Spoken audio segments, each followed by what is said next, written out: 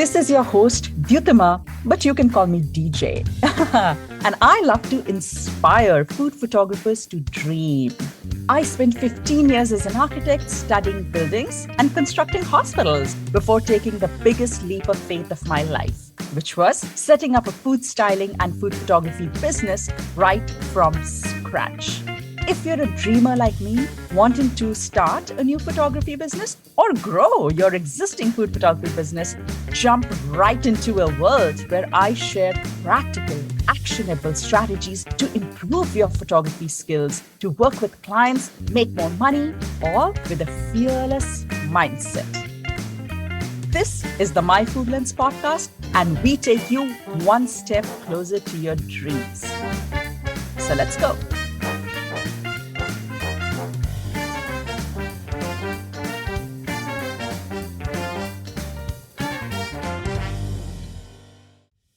Welcome to part 2 of this conversation with Roberta. And today we are continuing our chat about Lightroom and the importance of editing. Roberta is a food and travel photographer. She's based in Italy, and she is committed to helping other photographers succeed not only in their photography, but also in their business. She's an educator who offers one-on-one mentoring sessions to budding food photographers, and she has a signature Lightroom course.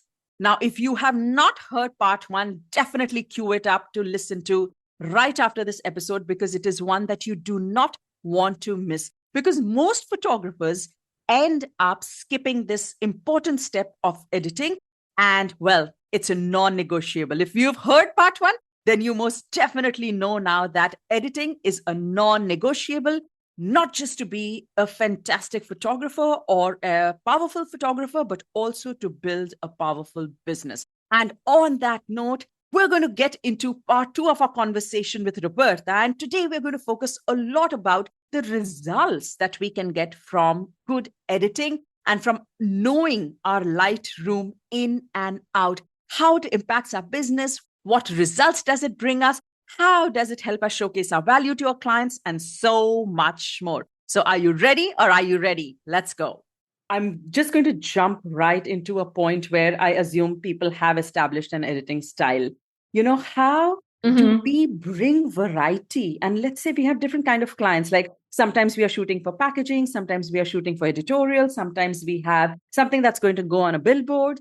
We have so many different types of clients, foods, colors, resolutions and purposes for which we are shooting. How do we create like different editing styles, or do we need even different editing styles? What are the places where we can begin to hone in or cut back to be able to create these variations in our editing? I think that for your own work, it's kind of important that you have a cohesive style, maybe you recognize that it's your work. And also, let's just remember that clients will hire you for that work, because they saw that work, they like your work, hopefully.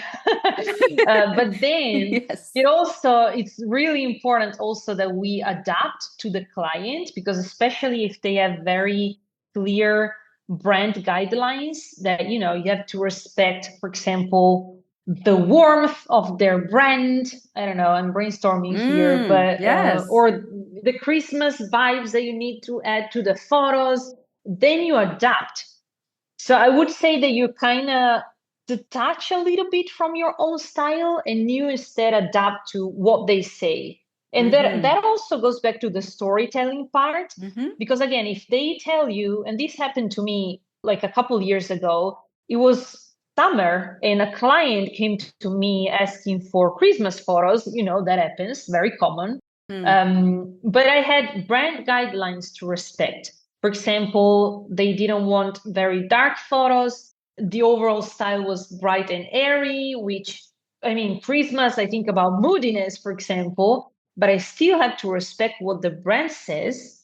So you have to translate that story that they are telling you to create into like the art direction into the photos. So that means, for example, that, those Christmas photos will still be light and bright. So somehow you have to find a way to translate that. And you can enhance that, of course, in Lightroom. Like you can decrease maybe the contrast a little bit. You can, let's go back to the masks, you can select specific parts of the photo with the mask to make them pop a little bit more, to make them shine, Mm-hmm. because they, I don't know, they remind you of the glow of Christmas. Again, brainstorming, but Yeah. it's very, very Yeah. important that you also adapt to the client. Mm-hmm. But also, like we said before, let's just remember that if they are hiring you, if they like you, that's probably because they have seen your photos and they really like your style also. Mm. And Yeah. sometimes you have more room, sometimes you have more less room for, also giving them your own perspective. Maybe you help them with a little bit of art direction, especially if it's a Mm-hmm. smaller client. So Mm-hmm. yeah, Yeah. And I think it yeah. comes down to knowing the features and the interface. And so you know what is available, and you also know that, okay, to achieve this kind, here's what I need to use. And to achieve that particular kind of look, here's the direction that I need to take. It's also about knowing where to pull the trigger, where to pull back. And so knowing the interface and the features is so critical to be able to, really create all these different Yeah, variations. yeah. While you were explaining your experience with the Christmas shoot, I was reminded of a time where I was shooting for a patisserie and they had this very bright and airy kind of art direction. However, the cakes were very beautiful, and they had all these Mm, 3D elements. And so when I was shooting them, I wanted to create a bit of a shadow so that the 3D elements were really popping, and there yeah. was this beautiful highlight and shadow play, and it was still bright and airy. And I was kind of editing it on the set as we are shooting so they could kind of approve it, and then obviously we would do the final editing. Yeah, yeah.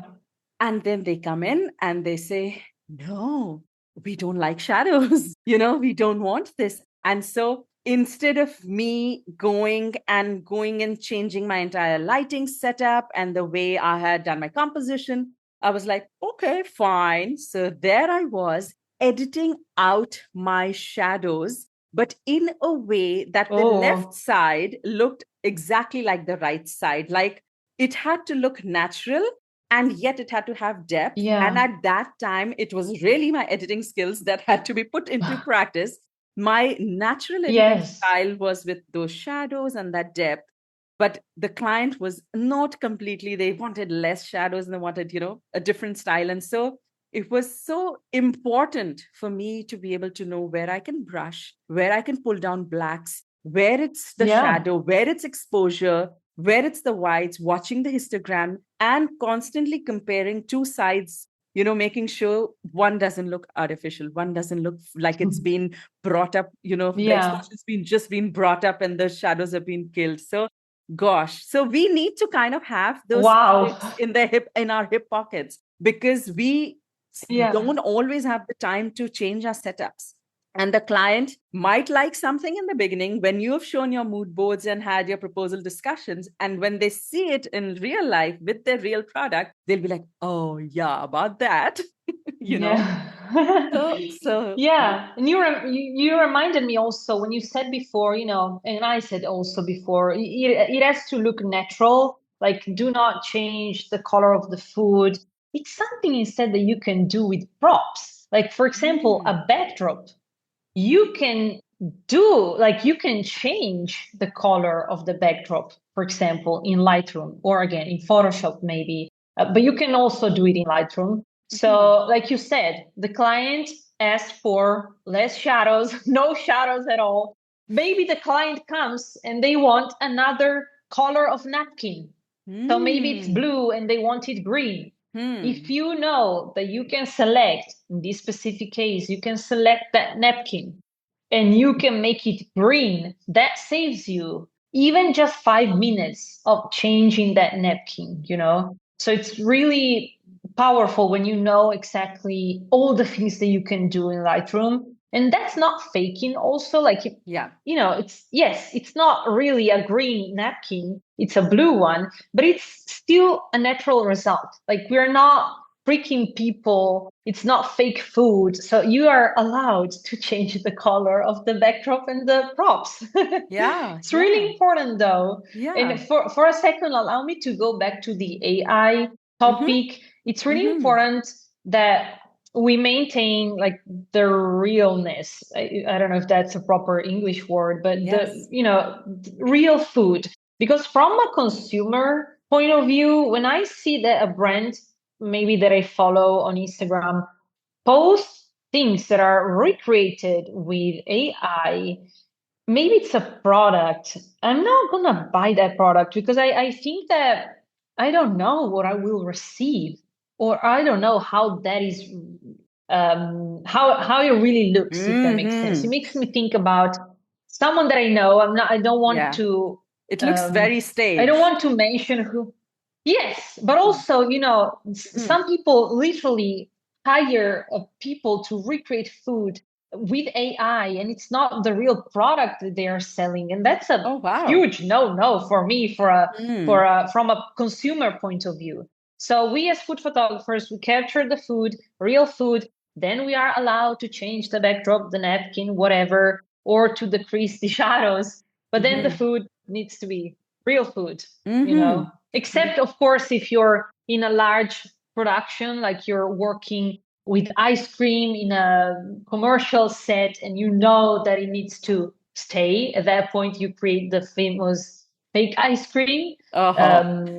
But of course, that's for large Yeah, productions. Again, that's for that's very big different. campaigns. Yes. But Yes. yeah, it is very different. For Yes. us, you have food bloggers listening to your podcast, and of course, those need to be Mm-hmm. real food, real recipes that you Mm-hmm. post on your blog. Otherwise, what's the point? Like we care about authenticity, especially now that with Yeah. all this AI thing, we also care about authenticity. Yeah. Absolutely. I love your example of, using that napkin and, maybe you want to turn it green, a pink, a yellow later on in post processing. So, are there other things? I think this is very important.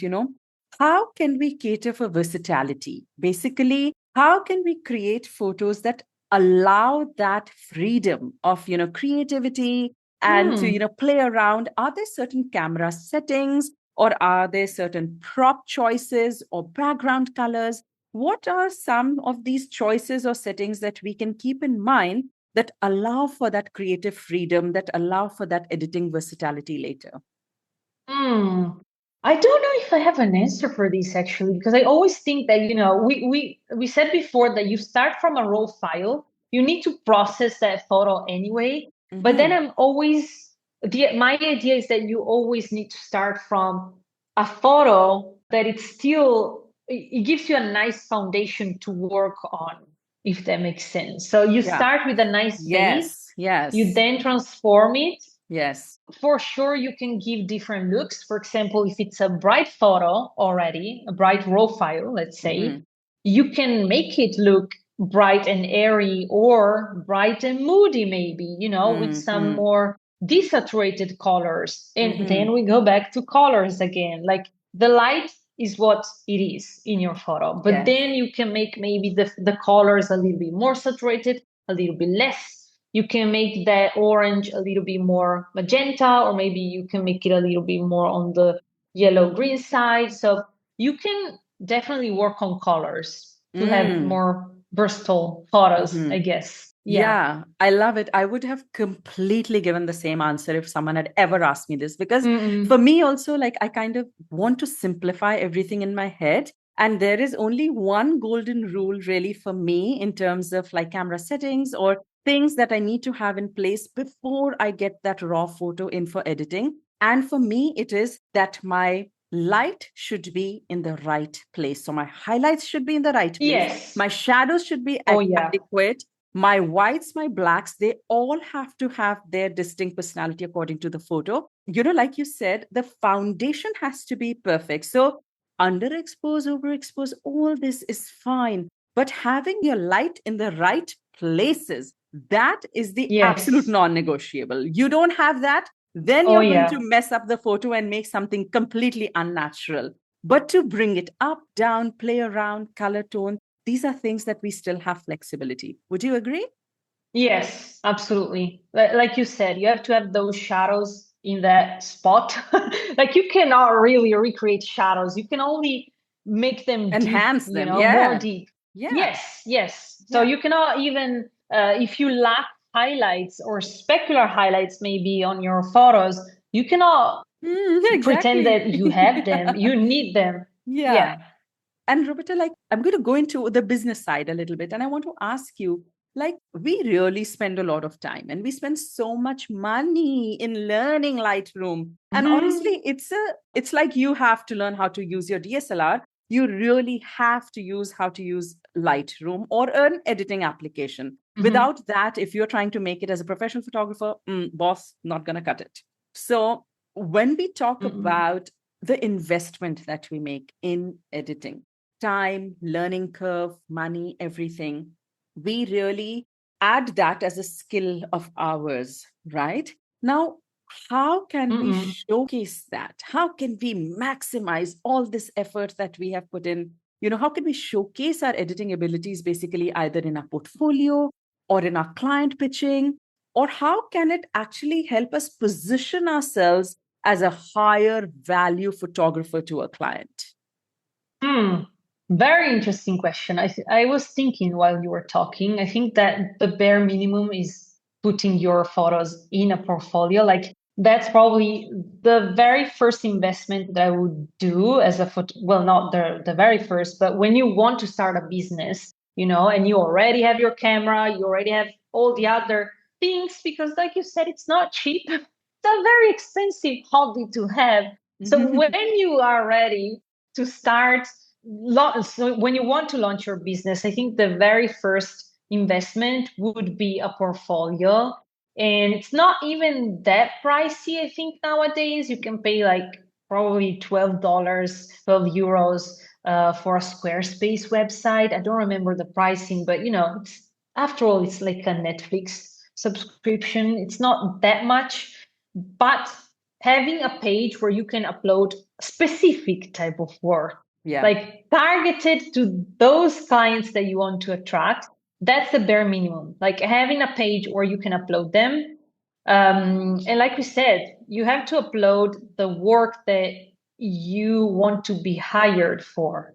Right. So while you were talking, I was thinking that, your own style also, um, how can I say this? Like a client that visits your portfolio, if they feel aligned with your own style, like we Mm. said before, they hire you because they feel aligned, well, they're going to hire you. Self-explanatory. So Yes. what I mean to say more specifically is that if a nice, young, colorful brand visits your profile, and before that you need to be found on Google, by the way, it gets more complex. And they see, those beautiful, colorful, bold photos, a little bit more saturated, maybe, they feel instant alignment. Like if I'm a Mm. young, colorful brand again, and I see those types of photos, I feel aligned. Do you Yeah. think so too? Yeah. Yeah. Like If if I, I see yeah, more, yeah, if I may add to if I that, see more muted, yeah, yeah, please go. I would just say like one thing, like when we are investing so Mhm. much and we are learning and we're putting it to practice, it shows in our work. And the point is that a well edited photo by itself looks like a higher value piece of content. The Yes. moment you put it in your portfolio or the moment you attach it to your pitch, you have already elevated your value because your photography quality is top notch and your editing is 100% contributing to it. So I just feel that as a Yeah. photographer who may be not quite a novice in editing versus someone who is very proficient and who is very conversant with editing and their style, the difference shows.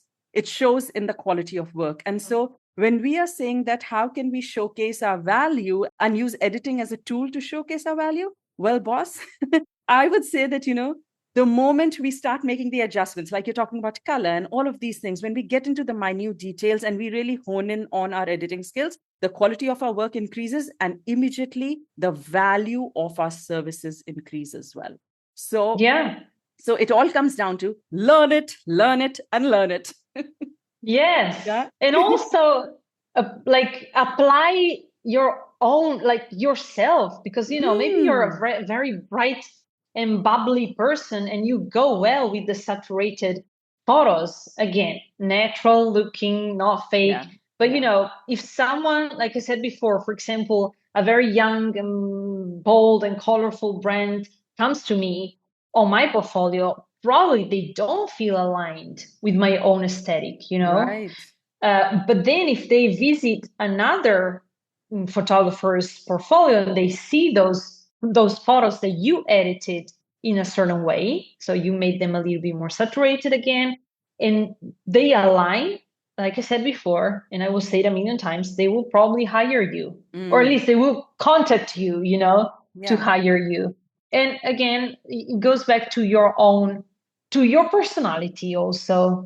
Like I Yeah. said, if you're bubbly and funny and, it reflects It's on your your style, own your photography personality and that you're editing putting style. in.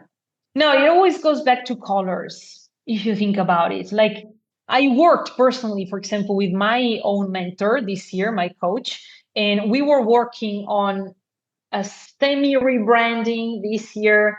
I wanted to attract different kinds of clients. I was trying to change my colors on my portfolio. So it's always about the colors that you choose, also the level of saturation again, or the brightness of a certain color.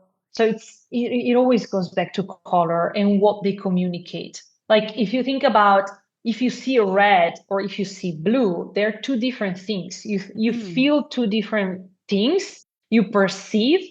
So by using the right colors on your website, on your logo, on your photos too, you can also communicate something very specific and position yourself as, a certain type of photographer. In general, when you think about brands of any type, like if I tell you black and golden, you think about luxury for sure. Yeah. And Yeah. if I Yeah. say brown, for example, brown or beige, you think more natural, Yeah. organic. Yes. So or green and Yeah. brown. So it always goes back to color.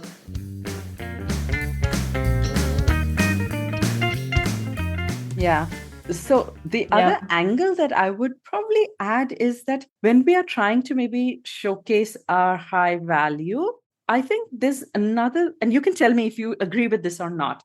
I just feel like we in general, we are quite versatile in our editing. We work with so many different type of clients and we kind of cater to them in many different ways, right? So I feel like even when we are putting together our portfolio, yes, we should most definitely have our true authentic style and our most prominent style there. But every here and there, or maybe just have different categories of where we have showcased another editing style.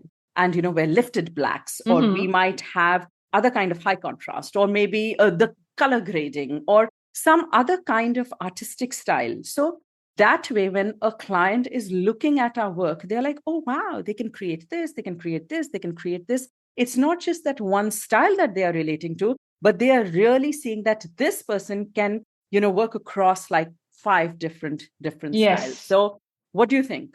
Yeah, that's very true. I've always said, for me, it really changed when I focus on being versatile. And in general, like with photos, making light and bright, dark and moody, and also the editing style. And that reminded me that I started noticing this, especially with my travel photos, that, for food, maybe I tend to edit a certain way.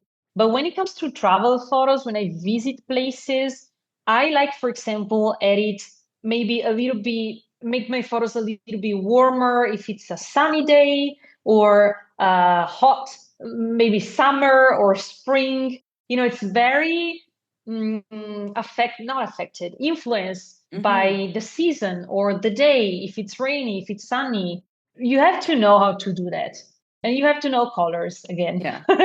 So you have to show that versatility. And I'm going to just recap everything. So what we talked about was how do we position ourselves as high value photographers, how do we hone in on our editing skills and use that as a value proposition? So, number one is definitely develop your own distinct style and definitely look Mm-hmm. at colors that you're using in your portfolio. There are colors that might look premium, like reds or maybe even black and gold. And then there could be Mm-mm. a more rustic and a more casual color tones that, reflected in our portfolio that give a more casual approach. So having a unique style is important. And then if we wish to pursue different type of clients, then showing versatility in different kinds of editing styles, that is important. Mm-mm. And then having the different color, the lights, the different lightings, like if Yes. you're doing the summer or the Yeah. winter, all of this is again versatility. So basically, what you have to do is really demonstrate to the client that, okay, I want to be hired for this. And so look at what I can do. It is being selective, but at the same time, showcasing enough. So I actually work with a brand that is the owner of 5 different brands. And each of them do a different style of art direction. And I'm their photographer. And we create for all of Southeast Asia. And we have different markets. So what we create for Japan Yeah. looks very different compared to what we create for Philippines or Australia Yeah. or Indonesia and Singapore. So when I was hired, at that time they had one brand. And now by this time, they have 5 different unique brands under them. And me as the photographer was like, okay, now you need to create this. Now you need to do this. Are you able to do that? And every time it has come down to light and editing, light and editing. Of course, colors is Yeah. part of the art direction, but light and editing. And they never hired another photographer for any of their regions or any of their brands. And I think I really had to fall back on my knowledge, what you said before, your foundation has to be everything. So Yes. that is where we can secure more projects. We can keep a recurring Yeah. client, in our back pockets. We can have consistent work that is coming in as long as we can keep honing in on these tools that are available to us. And Lightroom is just such a Yeah. massive, massive one, that we need to Yeah. probably consider. Yeah. That's one other thing that you made me think about is that even the simple, maybe a brand is vintage. Mm, Brands have that word that you think about, and yeah. you can apply that vintage vibes to the photos. There's a photographer in particular that I think about that she's not really a food photographer. She's more lifestyle, etc. But I could recognize her photos anywhere, and they always give me that vintage, a little bit analog like vibes. And if the brand aligns with that, if the brand is a little bit more, nostalgic, vintage, etc., if they align with you, they're going to contact you at least, and then maybe also hire you. Yes. So yeah, that's something that you can recreate in Lightroom Yes. again. And so create the work you want to be hired for. Intention, Yes, right? yes, Intention. And yes, use Lightroom to your advantage. You have AI, you have all these different tools, and you have these looks that you can create, even for your blog. You don't have to redo so yes, much work. Just maximize and use this yeah. tool. I love it. For I your yeah, for Mhm. your food blog, I would say, sorry, it becomes very easy, especially if you photograph with artificial light, and maybe you have every. I'm thinking about food blogs because with food blogs you have to have also consistent style, and if That's you shoot true. every time with the same light setup, you then create your own specific preset in Lightroom, and you're one click away from the adjustments. Of course, you one click away actually from the final result, and then you adjust maybe the colors of the food. But in terms of lighting, if you're using always the same light setup, that's also the efficiency. Yeah, yeah. The trying to save time. Becomes. I know that for food bloggers becomes really important to maybe batch content. So develop recipes one day and then shoot, I don't know, four or Mm-hmm. five recipes in another Mm-hmm. day.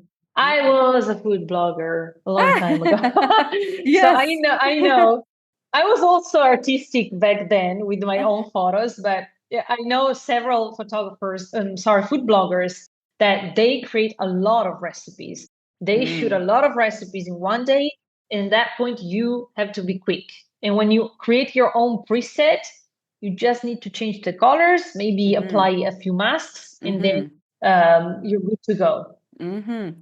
That is so handy. And for Yeah. any food blogger who's not doing it yet, this is a great tip.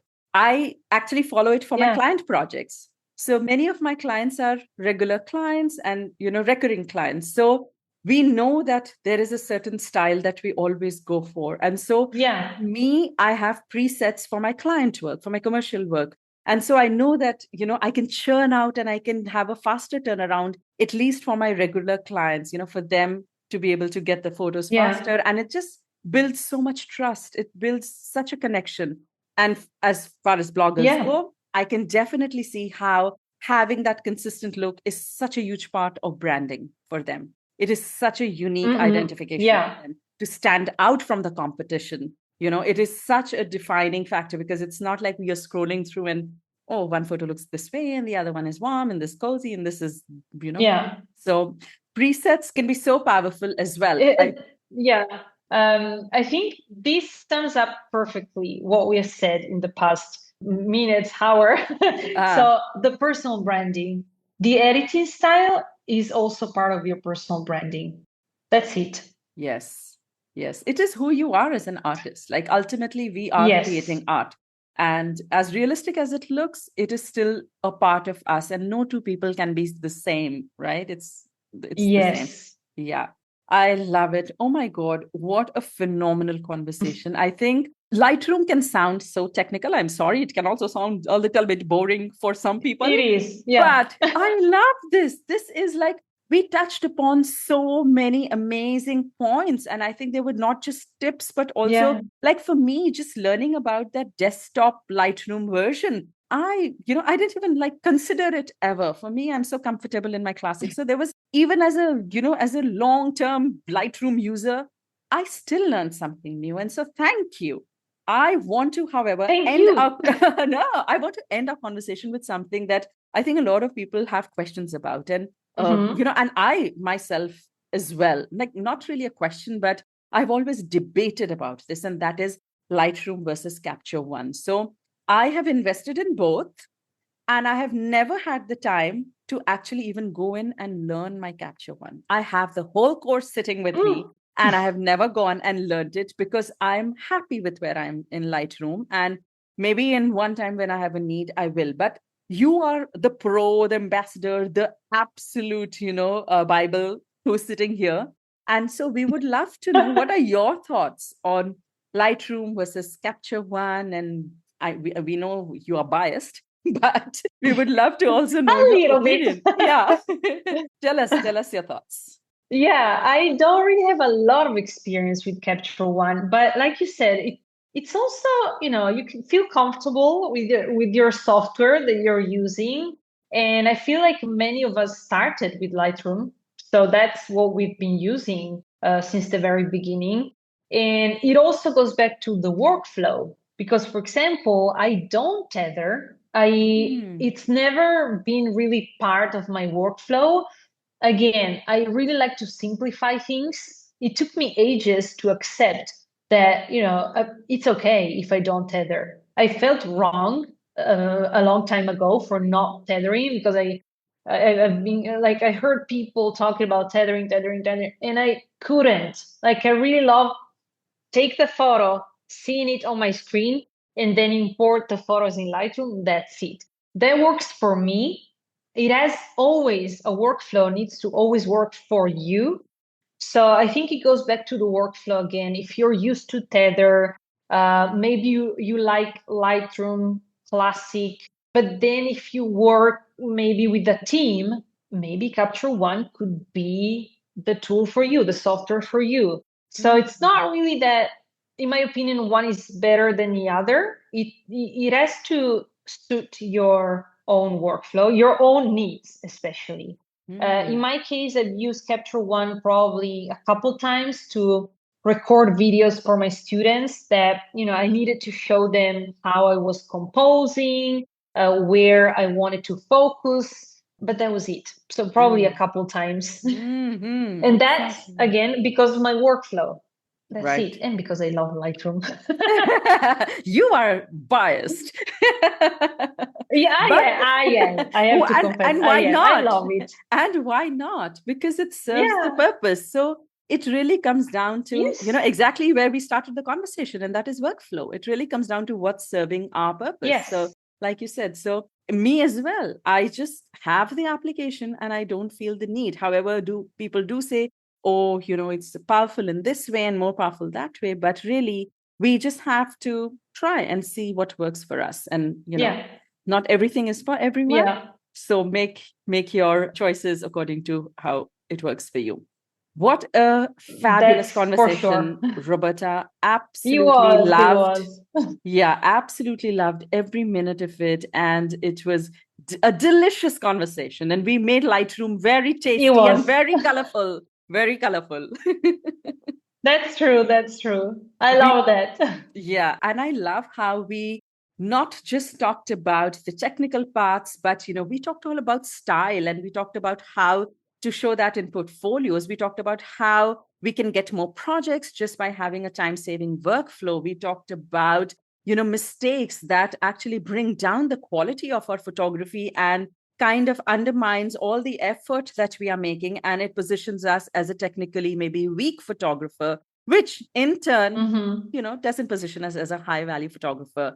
So we also talked about Yeah. presets and the power of, just using simple tools like presets, the AI features, mask, things like that, that make our life easier and give us so much flexibility and versatility and creative freedom. And of course, we ended up just talking about the comparison between two different editing applications. What a beautiful, Hmm. well rounded conversation. And something that I said right in the beginning is Yes. there's no one better than you to talk about it. We also know that you teach everything about Lightroom. And I think you bring such a Yes. beautiful, your way of teaching it with the storytelling and the color element. So tell us, Roberta, tell us about your beautiful website, about your course, and everything else that you would love our listeners to know. Oh, that's my baby. My course is my baby. I strongly believe in it. And I've been postponing actually in, the creation of my own Lightroom course for ages until a few months ago. I decided to just do it. There are many, many, many, many great resources out there, many videos, many great courses, many great teachers. And again, I met some of them in San Francisco, and they're really great teachers. And it all goes back to your needs again. Like, what do you need from a course? Like, what stage are you also? Even though, allow me to say, again, one of my students recently told me, I took other courses, but I knew that I was missing something. So she learned something more, even though she had a foundation already. There's always, always something to learn. I really love, like we said already in this time together, storytelling. I love starting from storytelling. In the course, you find a module about storytelling. That's a foundation, Mhm. again, that will allow you to edit your photos better and also in a more efficient way. Because, like you said, when you know the message, the story behind, the colors to apply, if you need the photo to be warmer, cooler, everything. Like if you start with a clear vision, you know how to translate it later. And then, of course, I teach everything about the tools that you can find in Lightroom. Again, so what I like to say is that it doesn't need to be complicated. It doesn't need to be overwhelming. I swear it can be simple when you know the tools, though. So you really have to study to know exactly what it can do for you. You have to know where to find the tools. Like we said before, if you're looking for the keys in your room and you know where the keys are, you take them and you go. You don't spend 5 minutes to find the keys. Same thing here. You don't have to spend 20 minutes looking for, which mask should I use now? How can I apply the same edits to the other photo?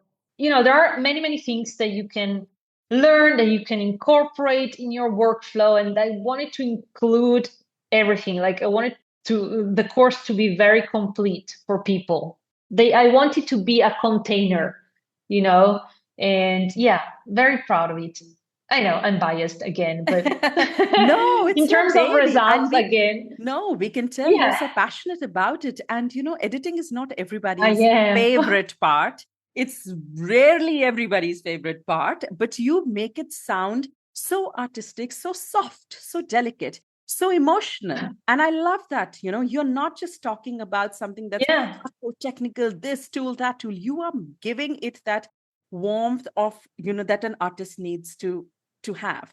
We'll link up the course in our show notes. And yes, you have a discount code for our listeners as well. yes. Perfect. So Yes, it perfect, also has a perfect. name. The course has a Yes. name, which is something that came to my mind like instantly. And when a thing is just right there, and it's the correct one. So the course is called Lightroom Transforms. You know Mm, why? Exactly because of the things that we said before. yeah. Like you start from a raw file and you go to the final photo. So there's Lightroom in between that can Mm, help you transform. But with the course, really, I just don't want you to only be able to transform the photo, but the goal was also to transform you into, a mm, professional at editing, mm-hmm, and also transform the workflow. Like we mm. said, efficiency, effectiveness as well. So it transforms, it can Everything. transform. Yeah, it's very Yes, well-rounded and a very robust course. So we'll definitely link it in yes. our show notes. We'll have the discount code. Roberta, can you tell our audience where they can come and look at all your beautiful work on your website and your social media? So it's Roberta.Dallalba. It's my name and surname. You're going to write it anyway. Yes. And that's my Instagram. And then it's robertalalba.com. That's my portfolio. I'm still building it again for that transition to more food and travel. It's always also important to update the portfolio with new work, new niches if you want to target different clients, etc., etc. But anyway, work in Hmm. progress. Yes. Okay, so my homework here is to practice your name because I have been saying it the Indian way so far. Roberta, Roberta, but it's Don't worry. say it one time for me. I need to practice it for me. Roberta. Roberta. There you go. Robert. Roberta. Yes. Ah, wow. When I I was in America, I was always telling people, I'm Roberta, but please call me Robbie. all right. Okay. It's like I go with It's DJ. okay. I just go by DJ all the time because I'm like, please don't make yourself go through this. Spare yourself, the agony True, of true. pronouncing my name. That's true. So, but this was Yeah. absolutely wonderful, Roberta, because I For feel me, like, oh yeah. yes, because I feel like we have laughed and smiled and, dealt with this Yes. conversation so well that I feel like our listeners also might feel a little bit lighthearted about, this very heavy and technical topic. So thank you so much for being here. What a special episode this is. Thank you so Thank much. you. So that was part two of our conversation with Roberta, and we loved it, didn't we? Oh my God. Did we know everything about Lightroom that we heard today? Not me, not really. But I did know one thing, and that's why I wanted Roberta to come and speak to us. And the one thing I knew was that editing can be an absolute game changer, not just in our photography journey, but also in our entrepreneurial journey. It is an absolute skill, a non negotiable skill, and one that we must hone and improve and keep learning and improving over time because we now most absolutely know what is the power of the results that it can get for us.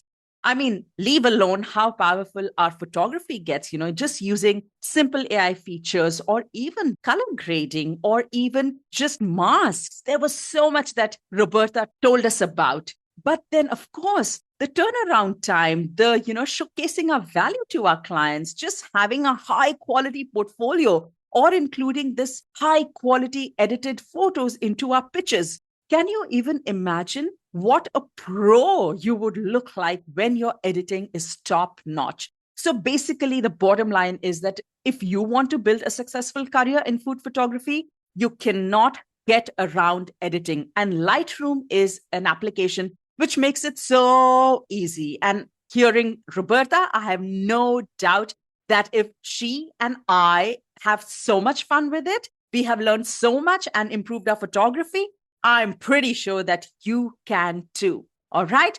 With that, remember, Roberta has a phenomenal Lightroom course that you would love to sign up for. And there's a discount code that she's offered us. So it's all linked in the show notes. Go check it out. If you have any questions, send me an email on hello@myfoodlens.com or DM me on Instagram at Dyutama_myfoodlens. I'll see you next week with another episode. Until then, bye-bye.